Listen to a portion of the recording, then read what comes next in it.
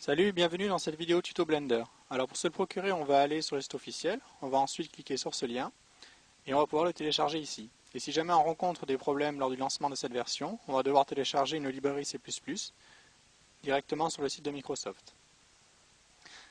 Alors par défaut, Blender ressemble à ça. On a au centre la primitive de base, le carré. Ici on a la source de lumière et là la caméra.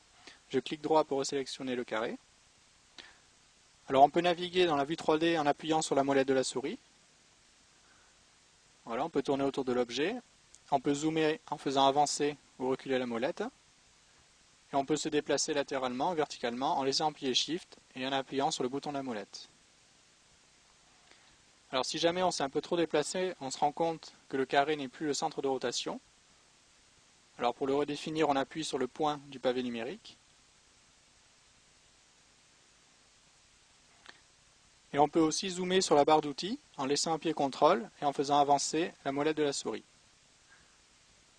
Et pour se déplacer, il suffit d'appuyer sur le bouton de la molette.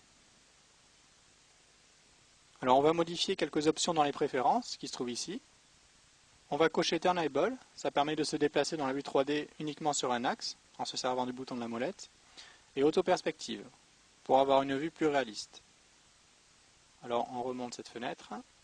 Alors ici on est en vue de perspective, mais on peut repasser en vue orthonormale en se servant de la touche 5 du pavé numérique. Comme ça les objets auront la même taille indépendamment de leur distance. Et dès qu'on bouge avec la molette de la souris, on se remet en vue de perspective. On peut aussi se déplacer dans la vue 3D en se servant du pavé numérique, par exemple les touches 4 et 6 pour se déplacer de gauche à droite, 2 et 8 pour aller en bas et en haut. On peut aussi se servir de plus et moins pour zoomer et dézoomer. On a ensuite la touche 1 qui nous permet d'avoir une vue de face, la touche 3 une vue de côté et 7 une vue de haut. La touche slash du pavé numérique sert à afficher uniquement l'objet sélectionné. Tous les autres vont être masqués. On appuie sur cette même touche pour les faire réapparaître. Et on peut aussi se servir du 0. Ça nous permet de rentrer dans la vue de la caméra pour avoir un aperçu de ce qui va être rendu. Alors ici, on a les interfaces de base qui sont configurées pour des actions précises. Alors on peut en ajouter une ici.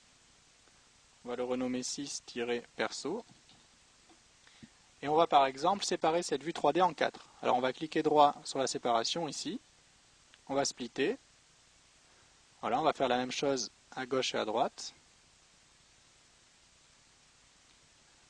Alors le curseur détermine la fenêtre active. Alors par exemple ici, je vais la déterminer en tant que vue de face. J'appuie sur la touche 1. Ici, vue de côté. Et là, vue de haut. Et ici, je vais rester en perspective. Si jamais je veux que Blender démarre toujours avec cette interface, je fais CTRL-U et Save User Default. Alors on peut naviguer parmi toutes ces interfaces en se servant de CTRL et de la flèche de droite.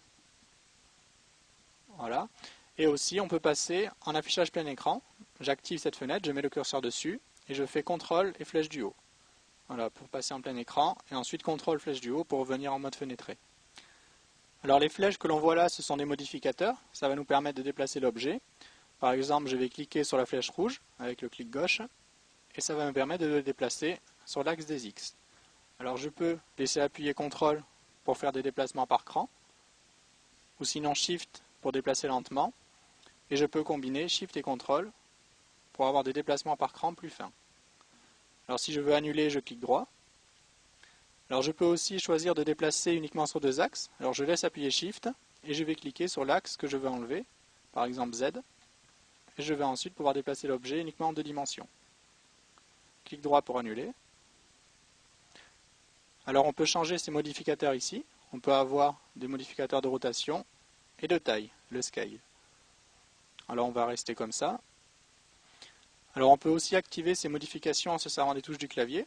On a par exemple G qui nous permet de déplacer l'objet, Grab, R qui nous permet de faire des rotations, et S qui nous permet de changer l'échelle, le scale. Alors on peut aussi engager ces modifications avec des mouvements de la souris. Par exemple, je laisse cliquer gauche et je dessine un trait. L'objet va être déplacé, c'est l'équivalent de la touche G. Je peux faire un aller-retour, ça va me permettre de changer l'échelle. Ou sinon, je dessine un L légèrement ouvert, et ça va me permettre de faire une rotation. Alors une fois qu'une modification est engagée, par exemple quand j'appuie sur G, je peux choisir l'axe de modification en appuyant sur la touche X, Y ou Z. Alors je peux aussi choisir ces axes en laissant appuyer le bouton de la molette de la souris et en dessinant l'axe. Une fois que je suis dessus, je relâche. Je peux le changer autant de fois que je veux.